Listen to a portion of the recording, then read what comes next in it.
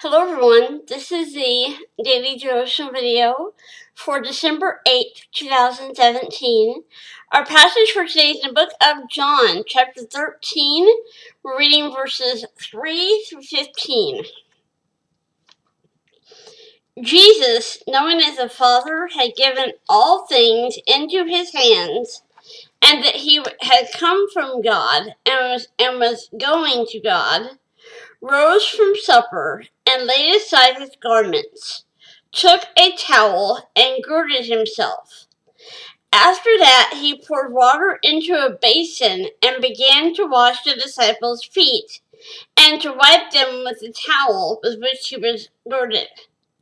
Then he came to Simon Peter, and Peter said to him, "Lord, are you washing my feet?"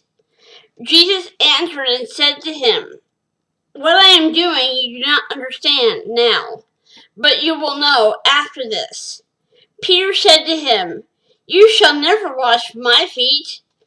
Jesus answered him, "If I do not wash you, you have no part with me."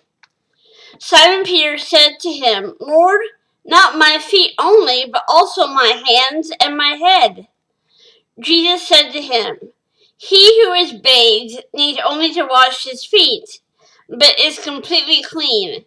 And you are clean, but not all of you." For he knew who would betray him. Therefore he said, "You are not all clean." So when he had washed their feet, taken his garments, and sat down again, he said to them, "Do you know what I have done to you? You call me teacher and Lord, and you say well, for so I am. If I then, your Lord and teacher, have washed your feet, you also ought to wash one another's feet. For I have given you an example that you should do as I have done to you." The title for today's devotional is Clean Feet, Clean Heart. Israel can be a dusty place, and sandaled feet get filthy walking to and fro. In ancient times, a person entering a home removed his sandals and cleaned his feet. Or if the homeowners were wealthy, servants would do the washing.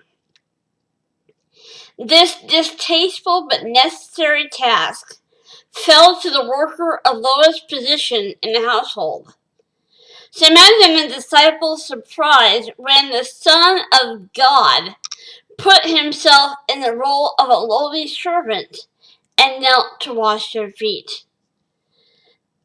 The need for such a service was great, but not one of them offered to do it. Jesus was the last person they expected to take on such a demeaning task.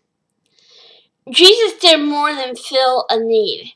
He offered an object lesson. As he explained, "I have given you an example to follow. Do as I have done to you." That's John 13:15. Some churches have incorrectly interpreted this as a command to make foot washing an ordinance.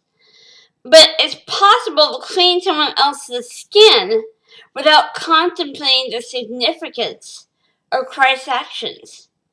In fact, the act itself, the foot washing itself, is not the main point. Attitude is what counts.